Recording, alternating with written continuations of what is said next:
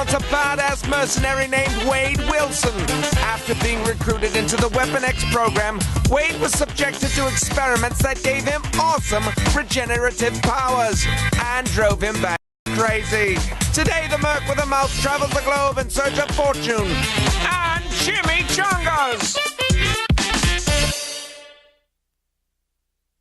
And thus in 2013 we had Deadpool the video game by High Moon Studios and Activision. Myself and a lot of people were excited over it, but looking back at it 5 years ago, was the excitement really warranted? Well, let's take a look.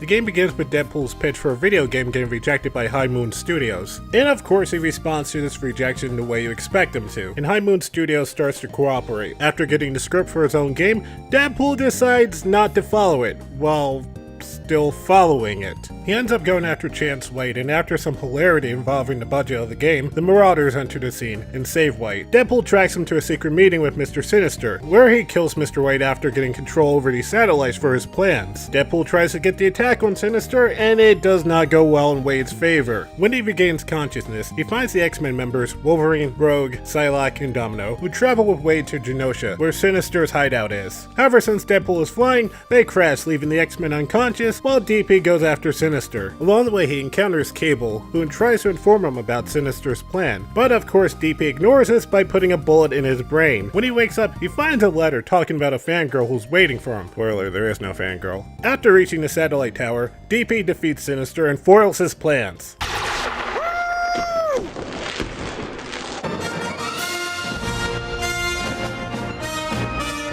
Well, turned out it was a clone. After powering up a Sentinel boot, DP accidentally bumps into Rogue and inadvertently gets her captured by Blockbuster. After getting his composure back, DP goes after them, but not before fighting another Sinister clone. After defeating Blockbuster, Rogue is in disarray, and DP decides to take the opportunity to give her mouth to mouth so she can heal. And hijinks ensue as his consciousness is transferred to her. After accidentally getting blown up by Mr. Shurgums, Wade meets up with Lady Death herself, who tells DP that Sinister was using mutant bodies to gain her DNA. She asks Deadpool to retrieve their souls so they may pass on, doing anything to please his lady. DP agrees. With the help of Cable, he gets all the souls. DP meets up with Wolverine and decides to head to Magneto Citadel, where he fights an army of clones, including ones of the Marauders and several Mr. Sinister clones. Mr. Sinister appears and defeats the X-Men. Deadpool knocks him in the nuts, while Sentinel Boot kills Sinister. And yes, it's the real one this time. Then we cut to Deadpool enjoying the game, while he literally causes the budget to explode since the game was under budget. As far as gameplay goes,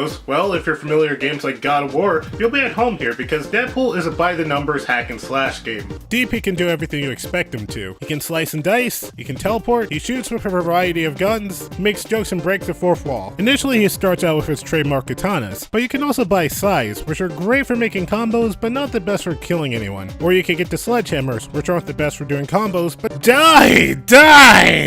In terms of guns, well, you have a nice selection of guns. You're able to shoot enemies in a third-person mode. You can also lock onto enemies, which has been the only way I've been able to reliably shoot anything, well, at least on purpose. Unless they're right in front of me, it's like I might as well just be shooting at things with my eyes closed. There are toss weapons, such as a bear trap, a flash bomb, and landmines. And honestly, the landmines were the most useful to me. Being able to drop one of these, and a horde of enemies die or take heavy damage is just so satisfying. Deadpool has his trademark healing ability, which he got from Wolverine, but unfortunately it takes some time before it can activate. But no worries, you have your teleporter, which is only somewhat useful. By that I mean you can only use it a certain amount of times, and unless I'm missing something, there doesn't seem to be an on-screen meter telling me how often I can use it. It's kind of annoying. Throughout the game, you can find these coins with DP's face on them called DP points. And they're how you buy new weapons, upgrades, and combos. I mean, there's even an upgrade that makes enemies and bosses drop even more DP points, so you'll be rolling in these and upgrading like crazy in no time. When it comes to stages, you'll start off in Deadpool's apartment, then the sewers, the GWN station, more sewers, and then Genosha is where you'll be spending the second half of the game. As the game progresses, you'll be meeting various Marvel characters, such as the X-Men, Cable, Mr. Sinister, and Mr. Steph. When you interact with each of the characters, you can get a brief backstory on them from Deadpool's perspective, and it's definitely a nice touch. As far as the enemies go, you have a basic set of enemies, which mostly involves stereotypical military henchmen, who come in easy to kill and not so easy to kill. Occasionally you come across these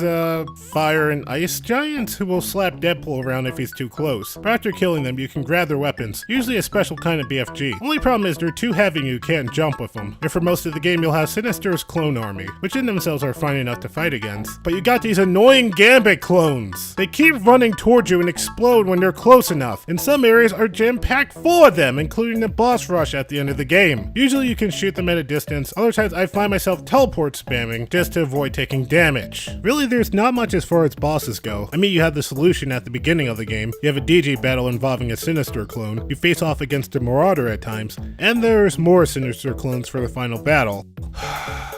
But before that, let's talk about the setup to the final battle overall. Earlier in the game you had to go to a radio tower in order to fight the first Sinister clone, which involves magnetic force, giving you platforms to jump on to reach them. Fine enough. Well, for the finale of the game where you had to reach Magneto Citadel, you had to do more platforming. Only this time everything in the game possible is trying to make sure you fail. You have the basic gunman targeting you down, these weather jerks using lightning and ice storms on you, all while you're trying to get from platform to platform. And if you get knocked off due to bad camera angles or one of the enemies knock you down, you have to go all the way back, unless you happen to find a checkpoint. But most of the time it's like good freaking luck trying to find a checkpoint when you got all these enemies chewing on you, including these ice giants who deliver massive damage. Once you reach the Citadel, you fight off every clone, which includes those annoying Gambit clones. Then you have to face off against the Marauders again, only this time you have to fight them all at once, which unfortunately you can't damage both at once, so you need to focus, but doing that is much easier said than done. When you have one taking advantage of the fact that you're focused on one of them, the other will blindside you, thus losing any kind of progress you were making. Then there's the Mr. Sinister clones. You start out with 2 of them, which is fine enough. Then they start throwing 3 or even 5 of them at a time. And honestly, it's a mess. Usually with perfect timing or enough upgrades, you can deliver heavy damage or outright kill them with little effort. But even then, another is usually nearby out of shot, and they can use a blast or one of those annoying, "It's no use, take this" kind of attacks. If I could see them coming, I wouldn't mind dying or taking damage, but half the time they're all screened and you can't even get a prompt or anything. And that's something I really didn't go into detail about earlier. This has to be one of the worst games for camera angles.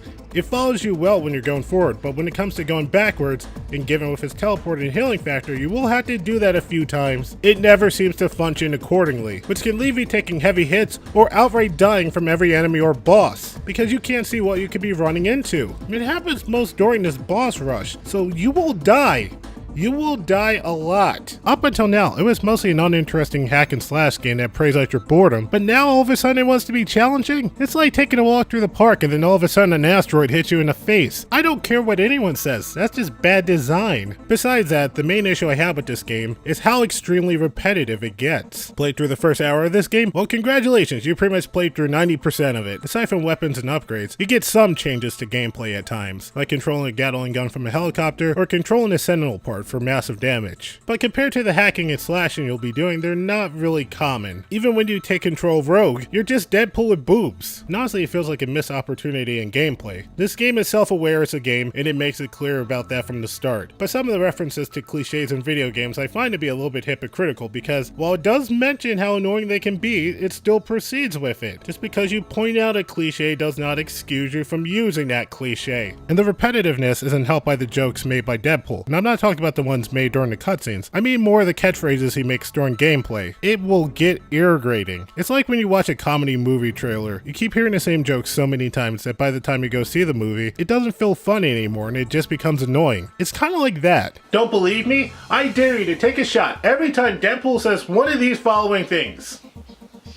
and live past the first hour. After you beat the game, you can replay all the stages again, with high scores and alternative costumes, but honestly, beating the game the first time was tiring enough already. Now don't get me wrong, a game where you can play as Deadpool and the fact that he does what you expect him to makes a really nice gimmick, but that's all this game really is at the end of the day. A gimmick. When you get past the premise of the game, and Deadpool being Deadpool, all you really have is a by-the-numbers hack and slash game, as I said before. One that's only average at best, and just mediocre at worst. Not a horrible game by any means, but it's not one I recommend paying more than $5 on. Honestly, if I had to recommend this game, it would just be for the plot, because that's where most of the attention went to in my opinion. Though you can find the plot summed up in a movie on YouTube without having to play the game. You know what, if you want to spend your money on something Deadpool related, go to the mall, buy some merch, or buy a ticket to see Deadpool 2. I think your money would be better spent there. So until next time, this has been Remember This with Andy HG, and I'll see you soon.